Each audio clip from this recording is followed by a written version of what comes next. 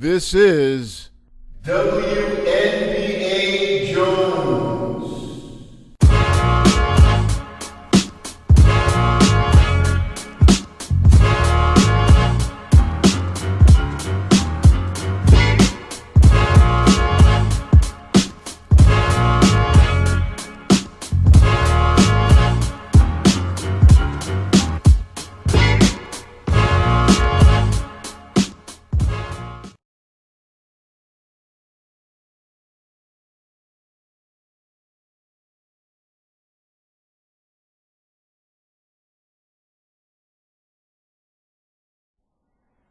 Sue Bird.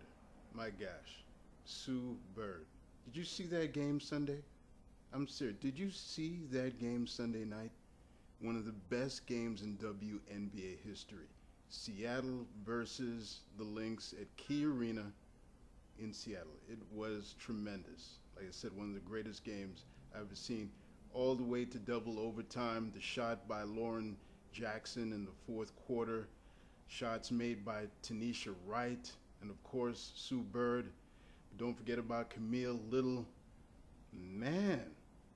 Wow. And I'm glad that it was on ESPN for all the world to see. ESPN. It was marvelous. But before I get into that, I want to talk about the playoffs as a whole. Connecticut beating New York. No surprise there, really. I mean, when you think about it, no surprise there. You knew that Connecticut was going to prevail in that one. New York, Liberty, it seems to me the main problem with New York is that they have players who cannot keep up with Cappy Pondexter's intensity and speed. They just cannot do it. And they don't play with any consistency. The defense is there, but the offense is not.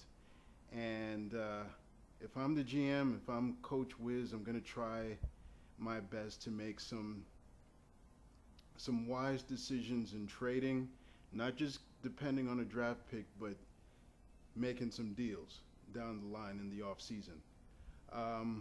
Los Angeles versus San Antonio. I was surprised that San Antonio did not beat them in San Antonio. Thought that was going to go 3 games, did not. Great game by Candace Parker, 32 points.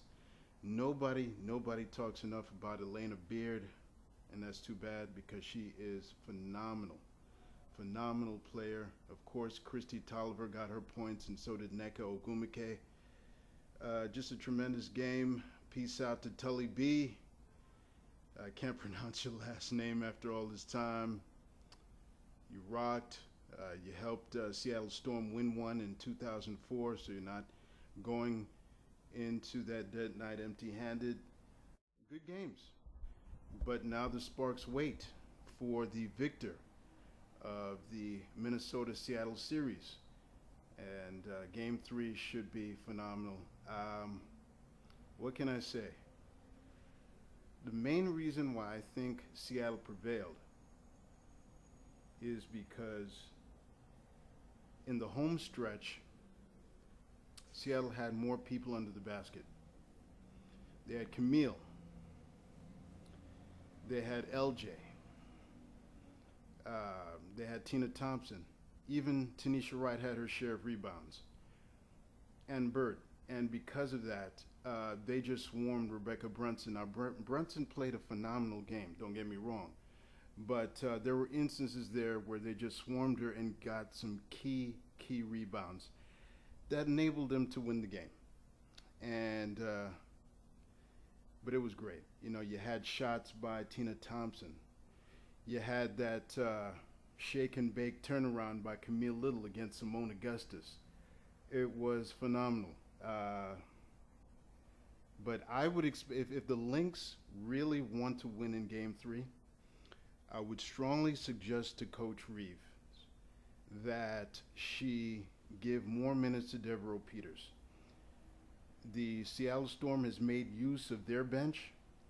The Lynx should make use of theirs. The Seattle bench played a phenomenal game in Game 1, even though they lost. You'd have to think that if Bird was in better shape in Game 1, they'd probably beat the Lynx in Game 1. That, of course, didn't happen. And so here we are for Game 3. But the Lynx, man, They need to give Devereaux Peters more minutes. Because Rebecca Brunson cannot do it alone under the basket, and because Taj McWilliams Franklin looks to be injured. They say that she injured her tailbone late in the game. We'll see what happens with that, whether she'll play or not. Regardless of what happens with her condition, give Devereaux Peters more minutes. She played phenomenally well for the Lynx the last maybe 2 or 3 weeks of the season.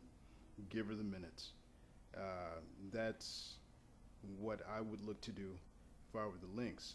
If I were Seattle, I would give Strickland more minutes. She's played phenomenally. I believe Strickland had 4 steals in Sunday's game. She's very quick, very aggressive to the basket. I think she'll be great in Game 3. Lauren Jackson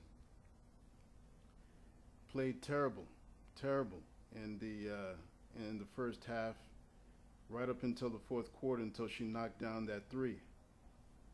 Phenomenal. Sound like a broken record, but that's what she did. You have Tanisha Wright, who made that hustle play, that end-to-end hustle play, stealing the ball at one end, getting the and one at the other. Tremendous hustle. It was a true team effort. They had more assists than the Minnesota Lynx. Same amount of rebounds, but like I said earlier, they got the rebounds when it counted the most. And that's what happened there. But they played as a team. Both the starting 5 as well as the bench, they played as a team. People talk about the Lynx bench. I tell you, Seattle may have a deeper bench in some ways. Because again, they have Ann Waters, they have Strickland, they have the Russian player who played with Bird at UConn. You have a whole bunch of weapons there that can be utilized, and Tina Thompson came off the bench on Sunday. So yeah, here we are, Game 3. Little side note with Indiana Dream Series, that surprised me. I didn't think that would go to a Game 3. I thought that Atlanta would take care of business in Atlanta. That of course didn't happen. Tamika got hot in the second half, and that propelled everybody, but nobody talks really that much about Brianne January. I mean, she was marvelous.